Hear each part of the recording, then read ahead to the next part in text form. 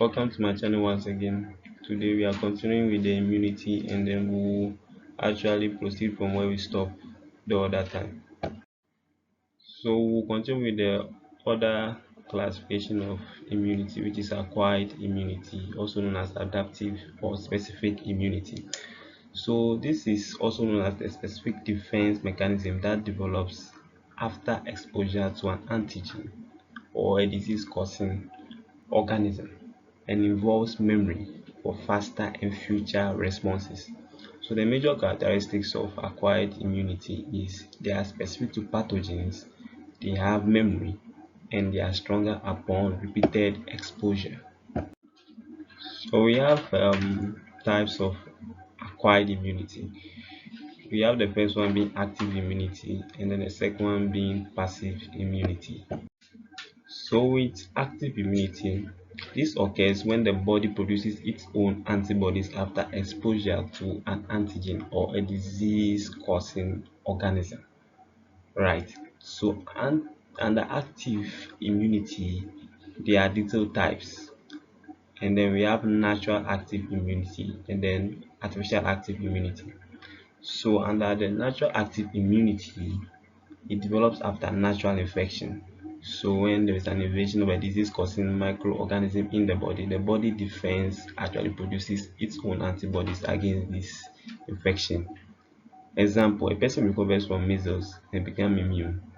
And then a person recovers from chickenpox, which is something more common that when you actually suffer from chickenpox once, you don't have or you have less chance of actually having chickenpox in the later life.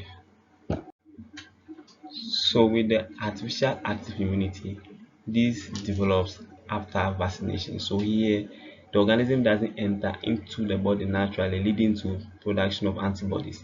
Here the organism is given via injection. So these are weakened microorganisms, disease causing microorganisms, dead or weakened ones. They are injected into the body and then the body develops its own antibodies. So example, measles vaccine, which is injected to help in production of antibodies against measles, and polio vaccine as well. So one thing you need to know about active immunity and acquired immunity is that one, they are long lasting and then they have memory cells. Now, passive immunity. So this involves preformed antibodies that are transferred into the body. So in this subtype of acquired immunity, the antibodies are not synthesized in the body but are already prepared outside the body and are injected to perform a passive or a brief function, or they are transferred from one person to a different person. That is an example being mother-child transmission of antibodies in utero through the placenta. Alright. Another one being breastfeeding, where antibodies are freely transferred through the breast milk to the infant to perform a brief immune function. Under the passive immunity, we have our first subtype being the natural passive immunity, where there is transfer of antibodies naturally from mother to child through the placenta in utero or through breastfeeding of the infant. Now let's look at the artificial passive immunity. So here, injection of ready-made antibodies. So with this one, the antibodies are injected to produce a passive effect in the body. So here, as we said earlier, the difference from artificial active immunity is that the injection is the antigen that is sent into the body to produce the antibodies. But in artificial passive, the antibody is already prepared outside the body and injected inside. So example, the tetanus we take to prevent tetanus, right, after an injury is an example of artificial passive. Then rabies, anti-rabies that we normally give patients or clients, especially dog bites. Here you can see that antibodies are given directly to perform the role of a passive function immunity in the body. So yeah, you're not just giving for the body to produce defense, but the defense already made, sent inside the body to just do its work, right?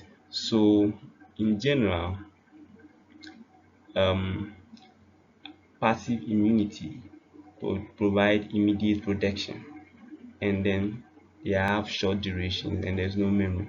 So they just can do what they have to do some few days or some few weeks, or that very day they are off, compared to the active. The active, they have memory and they stay for long, but their protection takes time because it has to go inside the body. The body have to recognize this and then start making antibodies against this organism, preparing for the next attacks. Let's check out some few terminologies under immunity. This usually come in scenario form in exams. So we have herd immunity. So herd immunity is the indirect protection of non-immune individuals when a large proportion of population is immune. So when you have about 10 people in town and then 9 of them are immunized against a particular condition, leaving one person, at that point in time, that's a typical example of what herd immunity, because a lot of people are immunized and then leaving only few individuals who are not immunized, and then breaching the ability for them to transfer disease from one to another. So example, high vaccination rate reduces measles spread because a lot of people are vaccinated. A few people who are not vaccinated and then they don't have the condition will not actually have to spread it among people who are vaccinated and people who are not, because one, the vaccinated people are immune, and then anytime someone even gets a measles who is not vaccinated, he can't give it to others. Then even unvaccinated children are protected. So children without vaccine are protected from measles because at this point in time there's no one to give it to them, right? Because the rest are all protected. So one thing about herd immunity is that it prevents outbreaks and protects vulnerable groups. Also, we have cross immunity. So cross immunity is the protection against one disease due to immunity developed against a related disease or organism. So example, immunity to one strain of virus provide protection against another related strain. So technically, person gain immunity against cowpox totally, leading to immunity against smallpox as well. Then some vaccines protect against related organisms like the BCG, which is supposed to actually protect us against the organism Mycobacterium tuberculosis. At the same time, can provide immunity against Mycobacterium leprae for leprosy because they are all having the same class name, which is Mycobacterium, right?